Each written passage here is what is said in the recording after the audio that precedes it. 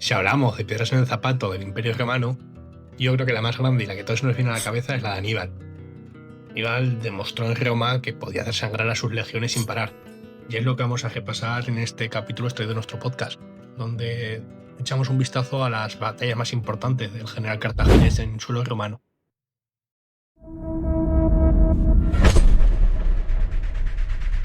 Italia en llamas. Después de cruzar los Alpes, Aníbal no llega a Italia como un conquistador triunfal. Llega hecho polvo. Sus hombres están agotados, muchos van heridos, y el ejército que le queda es solo una sombra de aquel que salió de Hispania. Y aún así, ahí está la clave, está en Italia. Algo que Roma no creyó posible, hasta que ya era demasiado tarde. Para entender un poco cómo reaccionan los romanos ante la llegada de Aníbal, primero hay que explicar cómo funciona la política romana en ese momento. Y en realidad es bastante sencilla. El Senado romano elegía cada año a 2 cónsules, que eran quienes gobernaban y tenían la máxima autoridad civil y militar. ¿Por qué 2 y no 1? Para evitar que una sola persona concentrara todo el poder. Ambos cónsules eran iguales en rango, y cada uno podía vetar las decisiones del otro.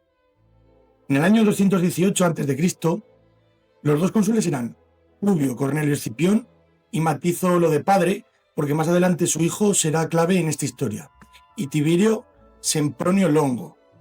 Cada cónsul se adjudicaba 2 legiones. Normalmente cada legión estaba compuesta por unos 4.500 infantes y 300 jinetes.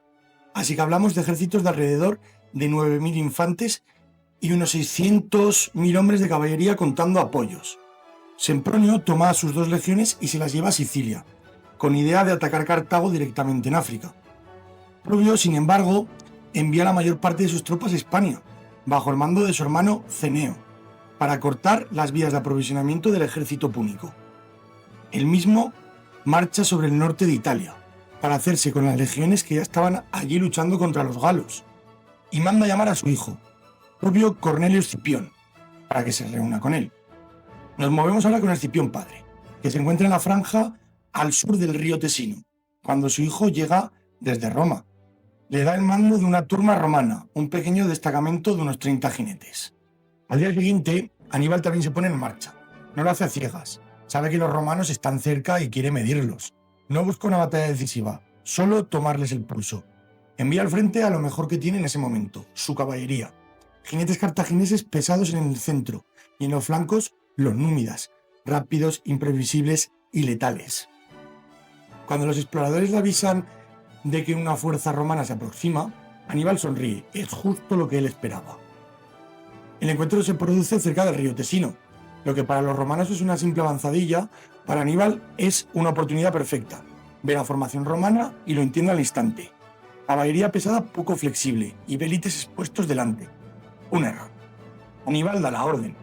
La caballería cartaginesa carga de frente, sin vacilar, mientras los númidas se deslizan por los flancos como sombras. No buscan el toque, buscan desordenar, lanzar jabalinas, obligar al enemigo a girarse y a romper filas. Los vélites romanos no aguantan, retroceden, tocan con su propia caballería y crean el caos que Aníbal estaba esperando. Ahora sí, la presión aumenta. Los romanos pierden cohesión, sus jinetes luchan de forma individual, y mientras los cartagineses combaten como un solo cuerpo, Aníbal observa desde la retaguardia y sabe que la batalla ya está decidida. En medio de todo este barullo, ve como un grupo de romanos intenta proteger a un hombre herido. No tardan en entender quién es. Es el cónsul romano, Publio. Por un momento la guerra podría terminar ahí mismo. En un contraataque inesperado abre un hueco. Un joven oficial romano lidera una carga desesperada, rescata al cónsul y permite la retirada. Aníbal lo ve, lo memoriza. Este nombre aún no lo sabe, pero lo recordará. Los romanos se retiran, el campo queda en manos cartaginesas. No ha sido una gran batalla, no ha destruido un ejército, pero para Aníbal el mensaje es claro. Roma puede ser vencida en Italia. Sus hombres, exhaustos tras el cruce de los Alpes, como es de esperar, recuperan algo que creían perdido: confianza. Los galos de la zona observan, dudan y empiezan a inclinarse hacia el vencedor. Aníbal ha cruzado los Alpes para esto, para obligar a Roma a luchar en su propia tierra. Y el Tesino es solo el principio. Tras el combate de Tesino, Aníbal no persigue, no lo necesita. Sabe que ha ganado algo más importante que una victoria táctica: tiempo. Tiempo para reorganizar su ejército, para descansar a los hombres y para que el norte de Italia empiece a inclinarse a su favor. Mientras tanto, los romanos se retiran. Publio Cornelio Escipión, herido, cruza el Po y establece un campamento defensivo. Espera refuerzos de el otro cónsul. Y este refuerzo no tarda en llegar. Desde el sur avanza Tiberio Sempronio Longo. Viene desde Sicilia. Llamado de urgencia. Roma ya no piensa en atacar África. Ahora la guerra está en casa. Sempronio llega con un ejército fresco. Sus hombres no han cruzado los Alpes, no han pasado hambre y no han combatido todavía contra Aníbal. Están descansados, confiados y su cónsul también. Aníbal observa. Sabe leer a los hombres igual que lee el terreno. Ve a Escipión, herido y prudente, y ve a Sempronio algo impaciente. Un general que quiere la gloria rápida, una victoria clara antes de que termine su año de mandato. Aníbal entiende que ahí está la clave. Los dos ejércitos se observan a ambos lados del río Trebia. Es invierno, hace frío, llueve, el agua baja helada. Para Aníbal el clima es un aliado más. Sempronio quiere luchar, Escipión no. Pero el mando se comparte y los días pasan. Aníbal sabe que si espera lo suficiente será Sempronio quien dé el primer paso, y entonces provoca. Envía a los númidas a hostigar el campamento romano al amanecer. Ataques rápidos, jabalinas, ruido, confusión. Lo justo para encender el orgullo romano. Sempronio cae en la trampa. Sin dejar que sus hombres desayunen, sin darles tiempo a entrar en calor, ordena la persecución. La infantería cruza el río helado. La caballería también. Aníbal observa desde la distancia. Todo está saliendo exactamente como lo ha planeado. Frente a él no hay dos cónsules romanos. Hay uno solo. Y ha mordido el anzuelo. La mañana es gris. El frío cala hasta los huesos. Los soldados romanos avanzan empapados tras cruzar el río Trebia, con el agua helada hasta la cintura. No han comido, no han dormido bien, pero avanzan, porque su cónsul se lo ha ordenado. Al otro lado, Aníbal espera. Sus hombres sí han desayunado, están secos, han entrado en calor junto a las hogueras. Y lo más importante, están colocados exactamente donde él quiere. Aníbal desplega su ejército de la forma clásica. Infantería pesada en el centro, galos y cartagineses juntos y caballería en los flancos. Y los númidas listos para moverse como siempre. Pero hay algo que los romanos no ven. Durante la noche, Aníbal ha escondido a Magón, su hermano, con unos 2000 hombres en un arroyo seco cubierto de cañas y matorrales. No está ahí para resistir, está ahí para esperar. Cuando los romanos salen del río y forman como pueden, la batalla comienza. El choque frontal es duro. La infantería romana empuja con disciplina, con fuerza. Durante un momento parece que el centro cartaginés va a ceder, pero Aníbal ni se inmuta. Nunca ha sido el centro lo que le preocupa.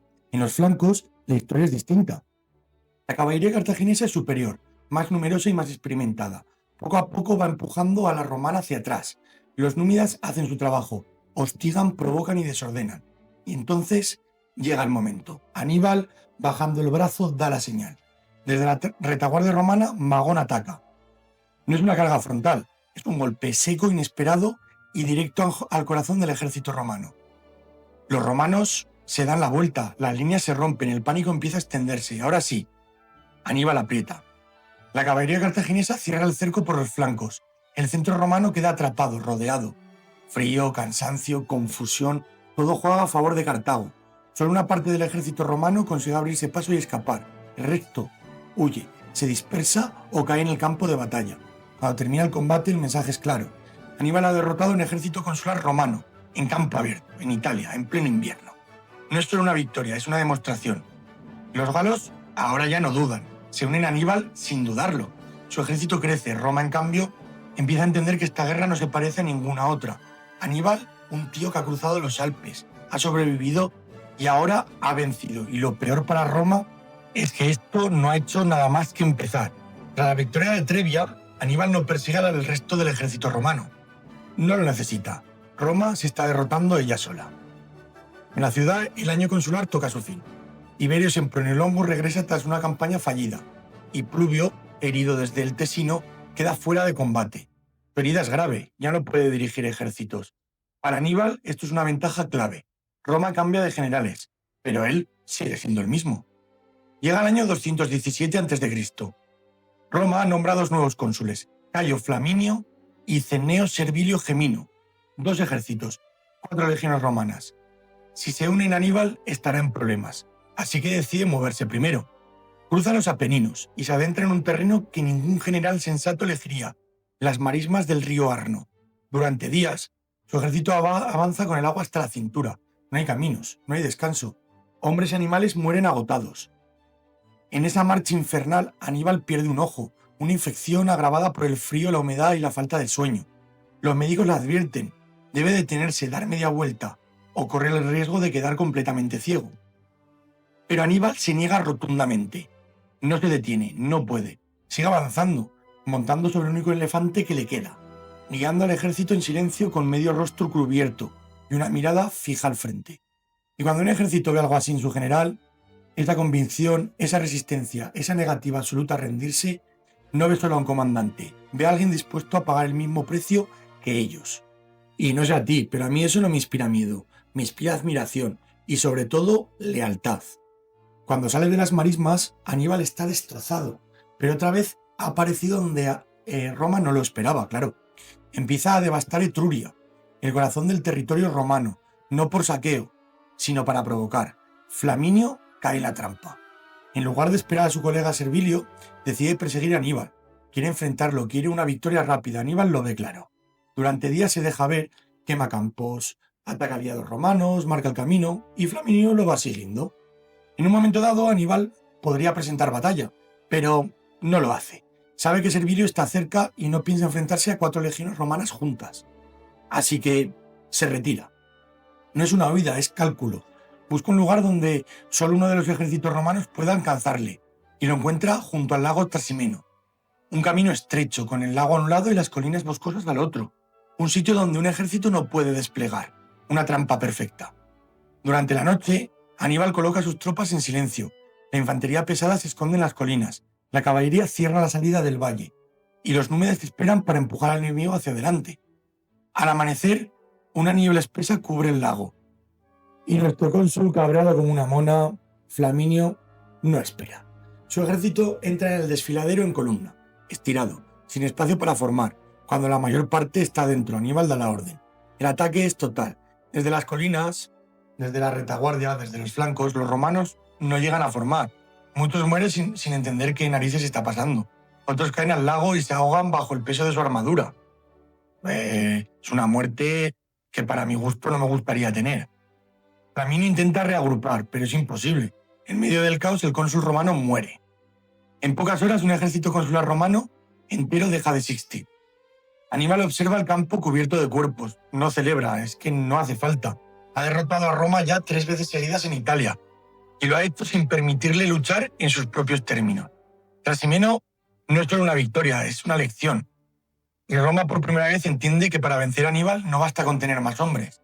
Hace falta algo que todavía no ha encontrado. Tras la catástrofe del lago Trasimeno, Roma entra en pánico real. No miedo político, miedo de existir. Un cónsul ha muerto, un ejército entero ha desaparecido y Aníbal sigue libre en Italia, rondando a sus anchas. El sistema normal ya no basta. Así que Roma recurre a una cosa y a una figura excepcional, a la del dictador. En la República Romana, el dictador no es un tirano ni un rey, es una herramienta de emergencia. Se le concede poder absoluto civil y militar, pero solo durante 6 meses y con un objetivo muy concreto: salvar a Roma. No puede ni cambiar leyes, ni perpetuarse en el poder, y cuando termina su misión, el dictador debe retirarse. Y para este reto, el Senado romano elige a Fabio Máximo. Y lo primero que hace Roma, antes incluso de mover ejércitos, es mirar al cielo. Fabio Máximo entiende que esta guerra no es solo militar, es también religiosa y psicológica. Y ordena sacrificios públicos a los dioses, consulta los libros sibilinos y hace rituales expiatorios. Roma necesita una explicación para el desastre y necesita creer que los dioses aún están de su lado. Se sacrifican animales, se celebran ceremonias solemnes, no para ganar batallas, sino para calmar a la ciudad un poco. Mientras tanto, Fabio sale con el ejército ya al campo. Y ahí empieza un enfrentamiento algo extraño, no de espadas, sino de paciencia. Porque Aníbal avanza por Italia buscando lo de siempre, una batalla decisiva. Quema campos, amenaza ciudades, se va moviendo rápido, y el tío Fabio lo va siguiendo, pero nunca se acerca demasiado. Siempre está en terreno elevado, con rutas de retirada y negándole el combate. Aníbal intenta provocarlo de todas formas posibles, Incluso libera prisioneros italianos para mostrar que no es enemigo de todos. Busca romper la red de aliados de Roma, pero Fabio es un tío listo y no cae. Donde Aníbal es audaz, Fabio es frío y calculador. Y eso desespera a Roma. El ejército romano empieza a murmurar. Ven los campos ardiendo, ven a Aníbal moverse libremente y sienten que no están haciendo nada. Y claro, el Senado está descontento. Y entonces toma una decisión peligrosa. El segundo de Fabio, su Magister Equitum, Marco Minucio Rufo, un hombre de caballería, agresivo, popular entre las tropas, es elevado al mismo nivel de autoridad que el dictador, y esto para Fabio es una humillación en toda la regla. Claro, es algo casi sin precedentes. Roma ya no confía plenamente en Fabio, quiere resultados y quiere rápido una victoria. Por primera vez hay dos comandantes con poder igual. Y Aníbal esto lo huele al instante, divide su estrategia, provoca a Minucio, se va dejando ver y le va ofreciendo pequeñas ventajas y escaramuzas favorables. Y Minucio cae en la trampa y obtiene un éxito menor. Roma estalla de alegría. Fabio parece por fin un cobarde confirmado. Minucio quiere más. Y entonces Aníbal prepara el golpe. Va eligiendo el terreno, coloca tropas ocultas y se muestra vulnerable.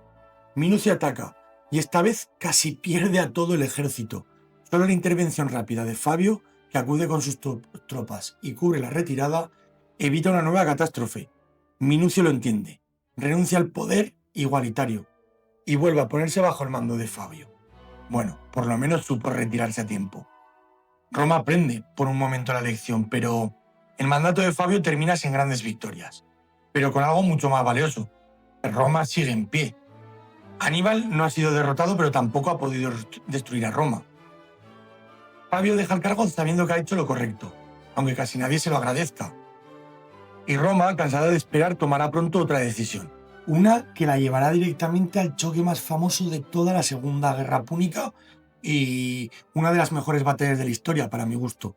Después de años de derrotas, Roma llega a un punto absolutamente límite. Evia, Trasimeno, campos arrasados y aliados que empiezan a dudar. La estrategia de Fabio ha mantenido a Roma viva, sí, pero también ha dejado una sensación amarga. Roma no ha ganado absolutamente nada.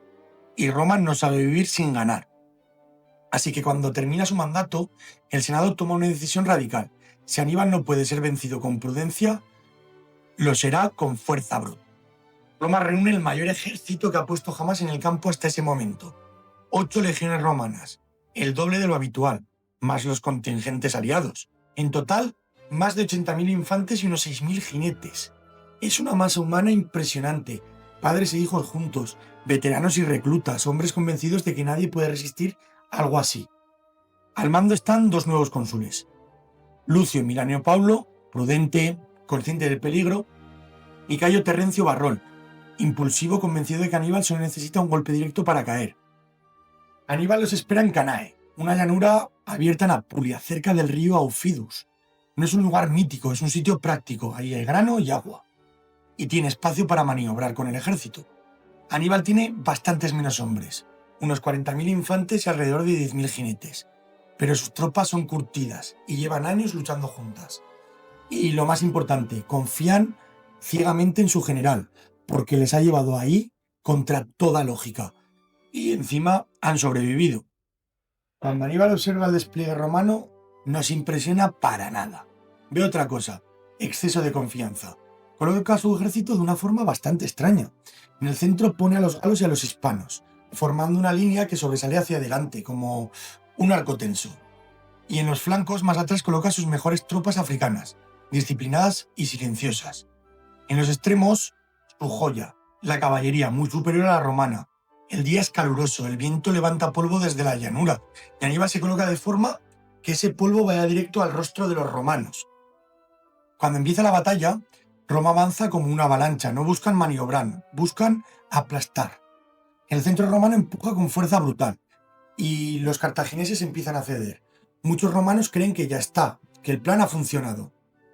Pero Aníbal no retrocede, no huye. Retrocede como él quiere, paso a paso. El centro cartaginés se va hundiendo hacia adentro y se va curvando como en media luna, mientras los romanos avanzan cada vez más apretados y empujados por los de atrás sin espacio y sin aire. En los flancos, mientras tanto, ocurre lo que decide la batalla. La caballería cartaginesa destroza por completo a la romana. Y no es una lucha larga, es desigual. Cuando los jinetes romanos se rompen, la caballería de Aníbal no se dispersa. Va rodeando a la infantería romana, ¿vale? Entonces la trampa se cierra completamente. Los africanos de los flancos giran hacia adentro y la caballería entra por retaguardia. Y el gigantesco ejército romano queda encerrado sobre sí mismo. Ahí deja de ser una batalla, para pasar a ser una auténtica carnicería. Los romanos no pueden maniobrar y ni pueden huir. Muchos ni siquiera pueden levantar el arma. El polvo, el calor, el sudor y la presión humana lo envuelven absolutamente todo.